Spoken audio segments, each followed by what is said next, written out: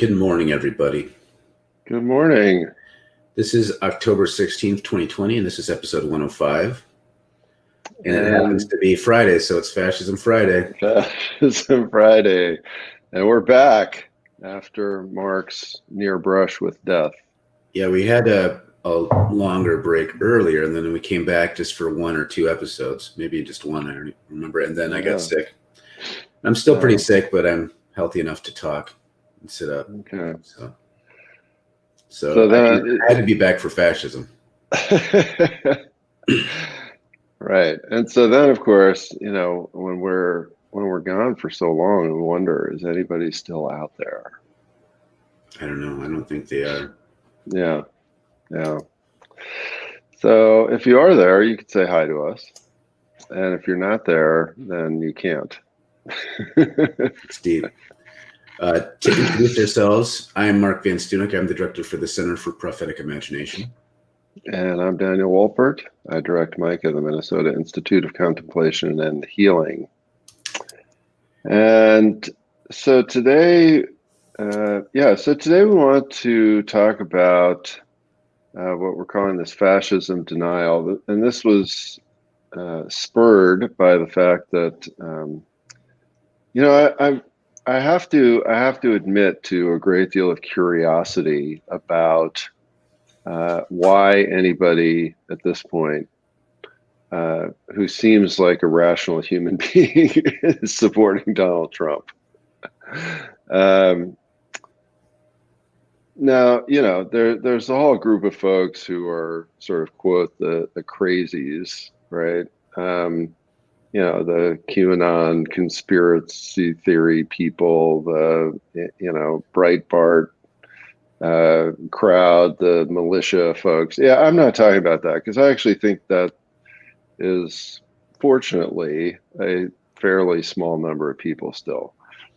I'm talking about this huge swath of folks who, you know, and people will talk about this, you know, their friends, their relatives, their nieces and nephews, the sort of just average person out there who, you know, you interact with at work or see at the grocery store or whatever, who, you know, is no more weird than me, yet who is a Trump supporter. And so on the radio, you know, they've been doing all these things where they go around, they interview people, first-time voters, different voters in different places. And so there were two of these folks that they interviewed that really struck me. One was the farmer in Iowa. Of course, that's a big thing in our political system. They're always interviewing farmers in Iowa. There's anyone who has political power in our society, it's the farmer from Iowa. Yeah. And then the other one was a young woman from St. Thomas College in Minneapolis, which, for those of you who are not in Minneapolis, is a small private Catholic school. You know, very, very good school, very well known. I've actually done some work with a guy there that's in their sustainability engineering department, you know, so they're not any kind of a big right-wing institution by any means. Some of their departments can lean conservative, but not like in some sort of extremist way. Yeah, well, it's not like they don't teach science. Yeah, right. It's not like they don't teach science. They're conservatives are fiscal conservatives who want to have smart fiscal policy, like that kind of, Yeah. And so the farmer basically, this was fascinating. So he basically admits that he's worse off than he was 4 years ago because of Trump's policies, but he thought they'd be getting better. And again, he's just talking about farming, right? That's all he talked about, how this affects him. And he thought they were getting better. And so he was just going to vote for Trump because he knows what he's getting. That's what he kept saying. I know what I'm getting. And then the young woman said, and, you know, both these people, I'm pretty sure were white. Obviously, it was the radio, so I couldn't see them, but I'm pretty sure they were both white. And the young woman was like, well, you know, Trump's for law and order. And there was these scary riots in Minneapolis. So you have to almost obligatory air quotes for law and order. such a great right. myth around that. So basically, both these people had this incredibly narrow scope of interest that was focused on themselves. And they were just kind of going like, okay, well, this guy is maybe a little better for me. And so that's why I'm going to vote for him. And yeah, and that I find that really, really both interesting and incredibly disturbing at the same time. Oh. Some early comments here. Gregory writes, they weren't undecided. They were just emboldened now to make public a decision they made a long time ago. Right. Yeah. So there's those folks. Now, again, I mean, these two people in particular, the reason they got on was, one, the guy got on because he was a farmer in Iowa, and then the young woman got on because she was a first-time voter. So that was for the two of them. Yeah, let's roll some of these other ideas. Series writes, it is because people don't question capitalism and think of themselves as embarrassed millionaires. One of my favorite quotes, that Americans are temporarily embarrassed millionaires. Plus, they are already believing that punching down is a necessary evil for their own survival and self-esteem. Although they don't think it's punching down. That's part of the delusional, or at least the being snookered by mythologies. Yeah. Yeah. And Kathleen writes, my husband is in Wisconsin today because his father is dying. Sorry to hear that, Kathleen. Yeah. He says that there are Trump signs everywhere. The clerk at the motel desk was not wearing a mask. When Scott objected, the guy said that a mask mandate is not a law. So there. Right. Yeah, and so what I really realized in listening to these two people and others, but these two really stood out for me, is just how narrow the focus of most people really is. Just this like tiny little slice of life that affects them, or that they think affects them, and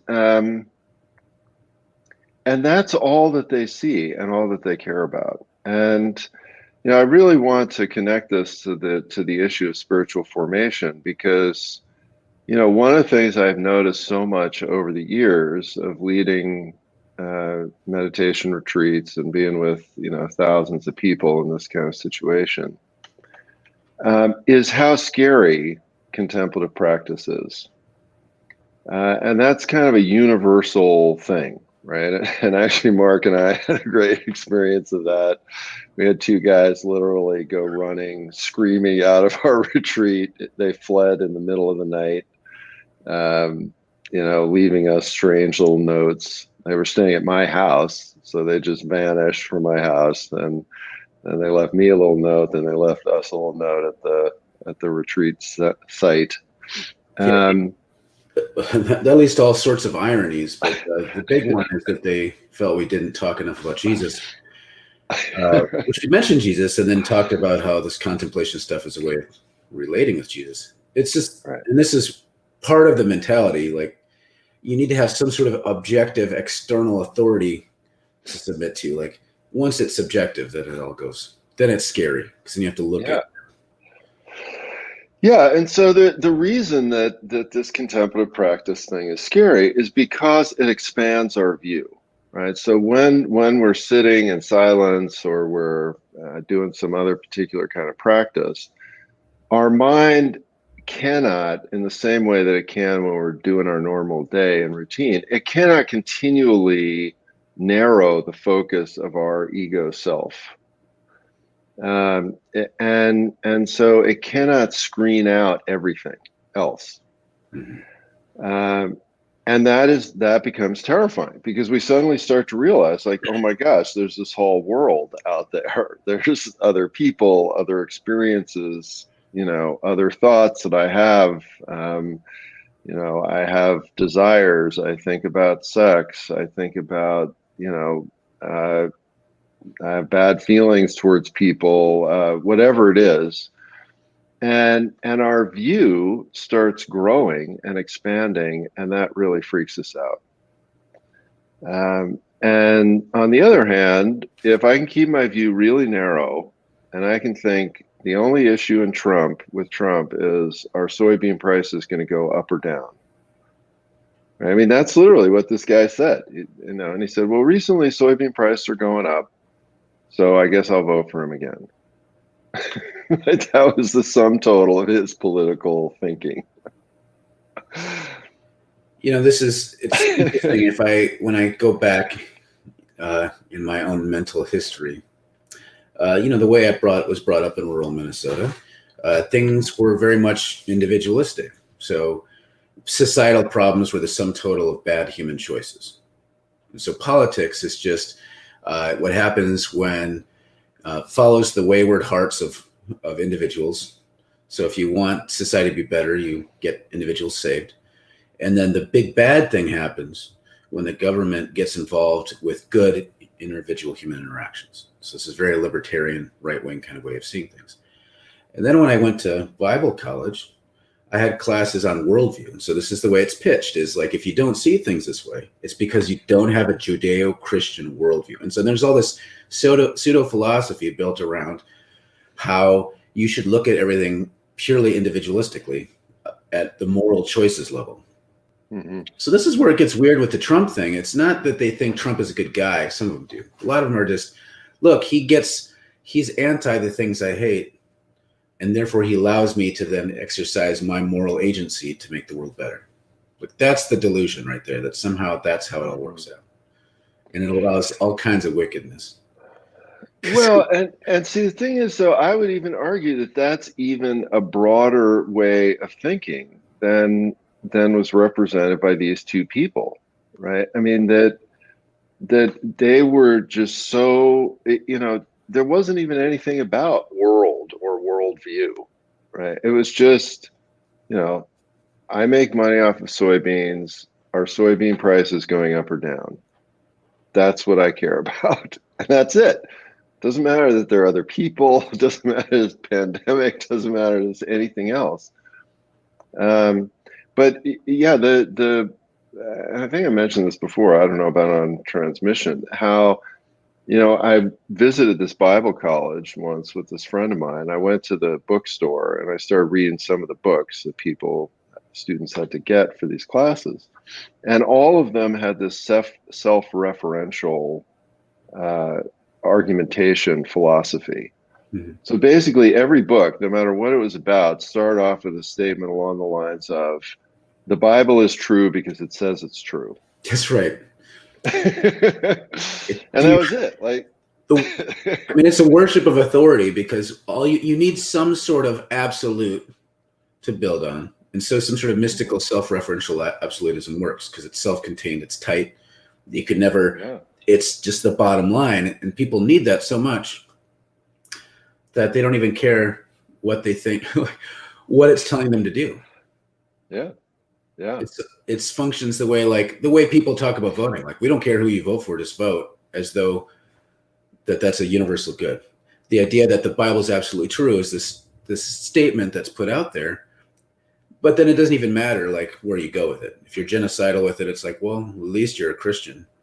Right. All right, we got a lot of great comments coming in, so let's get back to that. First of all, hi everybody. Thanks for saying that you're there. An article from Gregory posted in one of the Facebook pages. Yeah, I'm sure you can Google why the mainstream misses the most dangerous white nationalist women. That seems like it's the women. I can see where that's a really good article. So much, Gus writes, I know a few folks living outside who are voting Trump. I cannot understand. I've tried, but it's absolutely baffling to me. I've met folks that are really in not great situations that support Trump, and it doesn't make any sense to me. Including in this East African, recent immigrant, Uber driver, who was talk about how much he hates U.S. imperialism, and then why he's voting for Trump, because he's like a big man, and so you know what to expect with big men like him. Like, that was his thinking. I'm like, okay. Yeah. Well, and again, and so this speaks to this formational issue, right? That if this fits into your narrow worldview, then that feels soothing. It feels comforting somehow, no matter how sort of insane it is. Series wants to know where the guys fled. Oh, they fled for home. For what? Well, and they left because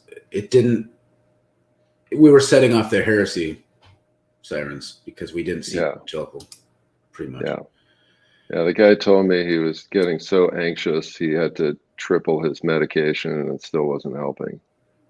So they just left. That's good to me. There's so much more I could say about that, but I don't want to get... Max wrote, I'm thinking of the group of high school students in Rhode Island who have tried to sue the government for not teaching civics. Many of our schools that kids are required to attend aren't encouraged, allowed to teach about this country in a wider sense, about citizenship, etc. It's maddening. Well, and then, of course, like, Trump has been pushing against talking about the foundations of this society in any sort of negative fashion. Yeah, no, absolutely. And that's another example, right, of formation. So if, what you get in high school is some incredibly minimalist view of citizenship in our country and all of that, you just, that becomes your narrow focus. Adam writes, I once talked to someone about an idea that there can be infinite light as well as dark. And I thought of that as very empowering. And she said that was just as scary to her, if not more so. Yeah. I've talked to people that are terrified by the idea of heaven, even more than hell. It sounds similar. Yeah. Well, I think, right. I mean, and I think it's infinity. It doesn't matter if it's dark, if it's light, whatever, that broadening one's perspective, is overwhelming and terrifying, right? And I can imagine, for example, that farmer just sort of saying, like, look, I'm having a hard enough time making a living. Like, don't bother me about any of those things. I just want to know our soybean price is going up. Like, that's all I can stand and handle. Gregory writes, expanding our view, broad view, perspective, puts me in the mind of the Hebrew notion of bondage as being a place of constriction and constraint, and deliverance as being led into a broad and open space. Yeah, and of course, in the Exodus story, the broad and open space that you first encounter is the wilderness, and we all know what everybody wanted to do once they were out there. They wanted to go back to jail, and that to me is the sort of bottom line story that brings out this point. Right, because when you do engage in deep contemplative practice, you have a wilderness-like experience. You don't really know where you're wandering. You get disoriented. And for a while back in the 80s, like, those sensory deprivation tanks were really in, and there was that whole movie based on that. And and if you've ever done one of those, I mean, they are very disorienting, right? You're floating, you don't really know which way is up or down, and you just you just have to be in that state of disorientation, and it's very uncomfortable for most people. Series has a link here to a Patreon account. I'll leave that up for a second. If you want to write more about that, Series, that might be helpful to give people some context. Series also writes, fascism denial is another sign of anti-body and anti-intellectualism. Yes. Yeah. And the anti-body thing, I think, in particular, because the body is the source of all of these feelings, memories, difficult experiences that are kind of locked in place. And as soon as we start paying attention to our bodies and admit we have bodies and admit those bodies have feelings and and that we have these reactions, right? These bodily reactions. It's very disorienting, and most people find that extremely uncomfortable because we're not trained in that at all. Well, in fascistic ways of thinking, it's very centered in obedience, and seeing your body almost like a weapon. So even like within Germany, which there's this weird, fascinating contradictions about how nature-centric Hitler was in his vision, because he wanted to create this free, open land with more wildernesses for the Aryan master race. And so there was this sort of quasi love of nature in there, but it wasn't one where people were getting in touch with themselves and their vulnerabilities. It was about becoming fierce and powerful and as dominating as possible, just like a tank. And so there's a very weird way that people, I think, in our society now, with men being masculinist about stuff, maybe even thinking that they're in touch with their bodies because they just don't even know what that means. So this is where you get, instead of people being in touch with themselves, they're trying to force themselves to be tough and handle things as though that's body centric when it's, Yeah, and like there's this really great book about how regular soldiers in Germany kind of became this fascist army called Ordinary Men, and it focuses on the experience of this one group, this one battalion that was, I believe, sent to Poland and started randomly killing people. And what's interesting is that what all these guys experienced at first was this bodily reaction to what they were doing, right? And there's this description of, they'd shoot these Jews, and then the guys would go off into the forest and they'd all throw up. And then they talk about how, well, after a while, they didn't throw up anymore, right? And that, so, their body was telling them, like, this is wrong, this is bad. But then after a while, they just repressed all of that enough to the point where they didn't have that reaction anymore. Their embodiment was just dead. That's something very white about that experience. It's a description of whiteness, kind of in it. Right. Scott writes, but Trump is master. This is an important point, and I just want to underscore this before I read it out loud, because I feel like we have a vested interest in people that are center or center left or far left to want to make sure everything Trump says is like equally bad, without realizing that there's sometimes some important truths mixed in that make it more potent. So Trump is a master pointing out the hypocrisy of his opponents, the quote unquote liberal elites, from the Dems to the media. And ordinary folks do have righteous rage at those same elites on both sides. So that is what Trump taps into and misdirects. Yeah, I think he's manipulating things, but think about the things he points out that I think are actually, he's tapping into a righteous anger. Globalization and the way that jobs have been shipped overseas and the way what that's done for the regular working class American. Like, that's worth complaining about. Donald Trump has some weird anti-globalization ideas that are kind of like sometimes border on being helpful in weird particular cases, or even his sense of military interventionism. We could argue about this. I don't see him as an expansionistic president, and he uses the rhetoric of pulling soldiers out. He hasn't really done that because I don't think his base cares that much about it. But a lot of people see the sort of internationalism as unhelpful, and he taps into some of that. Yeah, and I think that Scott, what you're pointing to is sort of another whole piece of this phenomenon, which is the group of people who are voting for Trump as a reaction and because they're pissed off. And I think that that's a very real part of that. These people that I was listening to were not talking about that at all. And in some ways, I understand those people a lot more than I understand these people that were on the radio, because I totally get the, like, I'm just mad at everybody, and obviously politicians in Washington of any stripes are not helping me, and so I'm just going to vote for the biggest dick in the room kind of thing, and just to make everybody mad. Yeah. And yeah, that's certainly a big part of what's been happening for sure. Yeah, that's something that Michael Moore talked about when he was predicting that Trump would win, early on, is that there'd be a lot of blow shit up voting when no one's looking. Yep. And we've seen that. That's how Jesse Ventura became our governor a while back. Yeah. Let's go into Ellen's comment.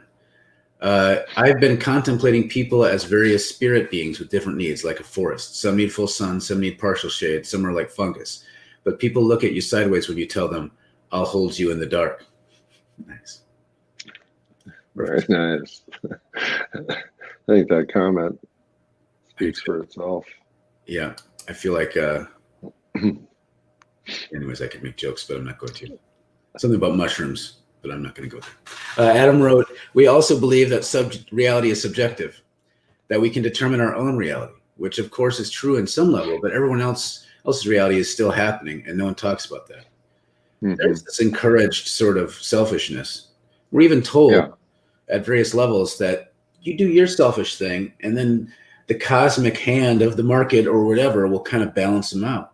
And when you intervene too much and try to act not selfish, you get into troubles. Like, that's kind of, we're actually encouraged to think that way. So it makes people be myopic. Yeah. People are way too solipsistic. I agree, Ellen. Anthony writes, especially since the whole point of common schooling was preparation for democratic citizenship. Right. Yeah, exactly. And so ignorance is not necessarily bliss. Gerhard, ranked Canada, I'm assuming, failed to understand U.S. politics. So do I. Join the crowd. Anthony writes, like Alan Watts said, God is black, the void that allows the stars to shine. We're getting really mystical now. Yeah, it's awesome. I'm loving it. Right, so I have a question. How to deal with a family member who supports Trump, even though they grew up in poverty and lived through Marcos's regime? Me speaking out against American imperialism and Trump and both sides led to a lecture on how privileged I am every time. I just gave up. I don't want to be privilege baited. Yeah. I mean, I don't have any kind of an answer to that question, but I do think that, I think that this sounds like a very similar thing to what Mark was talking about the Uber driver from Africa, right? Is that, so they lived through the Marcos regime in the Philippines, and there is something in people that like having that strong man, and I think this is one of the reasons why in the Christian tradition it's so enduring, that God is this old guy with a big beard up in the clouds that's like taking care of everything. There is, and Freud would talk about this in terms of this primordial father need. And, there is something, right? And this is where this blinder thing goes on, right? Of I'm so narrowly focused, like, okay, yeah, maybe if you point it out or put it in my face, like my life is crap, but at least there's this guy taking care of things. And it's I don't know, we could riff very quickly onto this thing you posted about anarchism, about how one of the terrifying things about anarchism is that it actually takes a lot of work, because you've got a lot of people that are trying to be individually responsible without having some authoritarian figure fix everything for everybody. No, and everyone, like almost everyone instinctively thinks you need to have people who have the power to control, through threat of violence or actual violence, others for the betterment of everyone else. Like, so anarchists reject that premise. I understand it. And so to me, on this end of it, this student from St. Thomas, this law and order voter, is to me an extreme form of this. So like the other day I pulled out of a coffee shop drive-through, and because of this site, I pulled in front of someone, not in a way that I thought was superly aggressive, but I could see why they'd be irritated, even though the speed limit was just 30 miles an hour. But I cut in front of them, and so they drove up on my bumper and started honking angrily. And in that moment, like, I kind of chuckled because one, I was getting pissed, and laughter helps with that. But then second, this is the mentality, like I see all the time, that somehow if you cut someone off in traffic, that you deserve getting honked and yelled at. Like, so whatever comes to you, if he would have come and hit me in the face, he would have thought the whole time he was justified because I offended his moral sensibilities. It's what's happened when someone gets hit by a car during a protest. Those animals shouldn't have been out there anywhere. Anyway, if they got hit by a car, they deserve it. And so when someone's looking at things from this lens of law and order, they see all these lawless millennials out there that need to be kept in place. And that's a bigger threat to society than a few black people getting shot every once in a while by a cop. So in their way of thinking, having Donald Trump be like this really rabid dog that's being sicked on their enemies makes a lot of sense. And that's where this denial of fascism comes in, because they really don't believe that Trump could guide them towards anything really fascistic, that really the threat of fascism is going to come from the left. And so that they'll put up with anything from the right. It's just, anyways. All right, let's keep rolling through. We're over time. Adam writes, I'm reminded about a time I talked to a kid from Iraq a while back who was telling me about how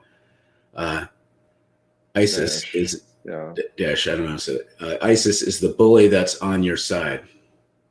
Yeah, exactly.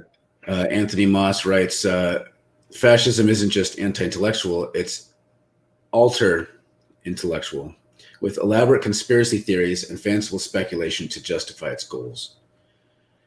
In a way, like, I can sympathize with the tendency towards anti-intellectualism in certain ways. Like, the rejection is of the academic elite. And so they're not against being smart. They just think this whole institutional elite form of education is corruptive and gives a bad worldview. And they're not entirely wrong, because other people say, look, this stuff injects whiteness into people. So there's a critique to be made there. They just didn't get the whole analysis wrong. Adam writes also, they have been taught to be that way. It's hard to blame them when you really think about it. In a weird way, it's reassuring. Yeah, well, and that is the thing about formation, is that it's an unconscious thing that happens to us, and we are not really acting out of free will or free choice. And so, yeah, it is kind of weird, because in a certain sense, of course, we do have some responsibility for ourselves and our actions. But on the other hand, and Mark, you're talking about this all the time, right? Things are mostly deterministic. And so there is this strange kind of zombie quality about everything that's going on. It's like the quote from World that you mentioned. That's right. Exists, but it's really, really hard. Yeah. It's like zombie kabuki theater. The link before from series is a link to a list of traits explaining how these organizations and traits are signs of fascist values and worldviews, even if the person never encountered Nazi ideology. That's right. You don't have to be indoctrinated into Nazism. It kind of flows when capitalism is under threat. Hence the alt-right. Referring back to Anthony's comment earlier. Leah writes, so having said all this, do you have any predictions? You know what? This reminds me of Rocky 3, when Rocky is battling Mr. T's character, and they ask him, Clubber Lang, what he predicts for the bout with Rocky. He says, I predict pain. That's right. Whatever happens in November, I think things are going to get worse before they get better. That's what I predict. Yeah. Even if Biden. I think it's, I'm mostly too scared to have predictions. Predictions are scary at this point. Here's a pun. Ellen making mushroom jokes. We have some shit talking to do. Well played. Well played. Eat another cap, Ellen. You'll feel better. Well, I just jumped over some Oh, we got lots of comments here. Let's blaze through. Yeah, we got to blaze through. You have these weird misogynist white supremacists spouting rhetoric, apparently thinking of themselves as scholars because they attended some absurd, obscene white supremacist weekend scholar camp. That's great. Yes. A+ with extra credit. Christian writes, I've heard many of his supporters say they could never vote for Biden because he's a baby killer. They get very angry when I ask them how many abortions Trump's paid for. Yeah, that's a whole other issue. Yeah. Catherine writes, the right figured out how to make a cradle-to-grave system of self-reinforcing propaganda and train kids to fight for their worldview, calling it evangelism or a moral crusade. And at every turn, this system encourages believers to say yes to authority and atrocities if they are affirmed within the belief system. That's really well put. And exactly really well put. And you can see why injecting like practices that disrupt that is terrifying to people, because there's a lot of comfort in this if you're doing okay-ish, if you're surviving in the system and you can predict it. Ellen writes, we need to get rid of the fun guy pun. That's another mushroom pun for those who aren't following along. There's much room to be made for better pun humor. Oh my God. Stop being so silly, Simon. I can see the silly Simon is kicking in. Okay. Anthony's taking Amber to watch this. Okay. Adam writes, it's wild how the alt-right became the regular right in such a short time, which isn't surprising per se, but the language we use to separate them dissolved in a pretty short time. Side thought, I think we've seen a lot of testing of public acceptance of really vile words and actions in the open that encroach on people's rights, values, and lives. And here we are. I think you're right.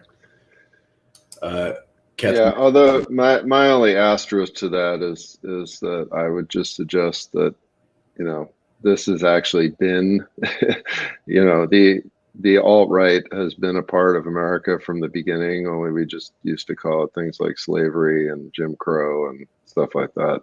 But yeah, and it's more modern iteration. Yes. It's the current form of socially acceptable white supremacy.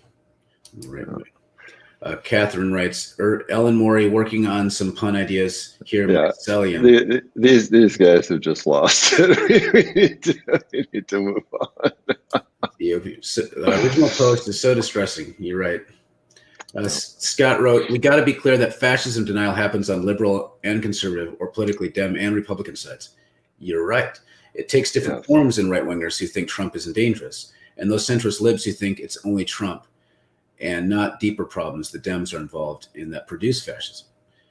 Yeah, the fascism denial of the Democratic side of things is a denial about how we've been laying the stage for this, how the actions of Clinton, Obama, other Democrats have set the stage for this. This isn't just some sort of coup coming externally to our system. This is a feature of our system. I mean, this is, where it goes. 3 hearts. Ellen Morey, you must be tripping. Yeah. Some more tagging here for us other people. Yeah. There's Mushroom. Just enjoying that comment. Ellen writes, the Tea Party and so much other subculture made way for all to be considered normal. Yeah, that's the big danger, I think, of this Trumpian era is the normalization of stuff that we felt too polite to include in main discourse. So there's an emboldening of things that have been happening all along. And Adam writes, that's absolutely right, Dan, which is why I say it's not a surprise, but how open and accepted it is now. Yeah, and I do think we went through several decades when some of this stuff was a little more underground. But again, if you read the history of 20th century America in terms of, for example, how it was perfectly acceptable to destroy an entire black neighborhood, to hang hundreds, thousands of folks. I think that we got sort of fooled for a little bit into thinking like, oh, this stuff has gone away, or this stuff has, just vanished, or we didn't even know it existed to begin with. And now, it's back out in the open. I would suggest in a way that it was for most of our history. Mm-hmm. And and it's shocking. It definitely is shocking, for sure. So, all right. Well, we're way over, but thank you. Thanks for all the great comments. I'm glad you guys all appreciate mushrooms. That makes me feel really happy. And we will see you on Monday. See you Monday, everybody. All right. Bye.